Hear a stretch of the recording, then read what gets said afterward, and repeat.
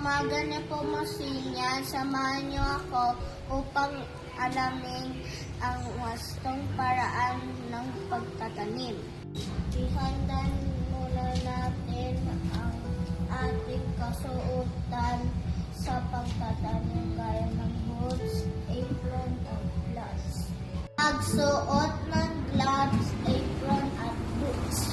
Ngayon, kailangan natin ng lupa, paso at punla. Simulan na natin gamit ang hand thrower. Lagyan ng lupa ang paso.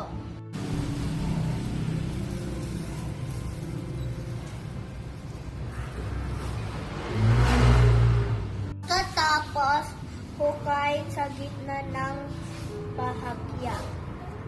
Lupa para itanim ang punla.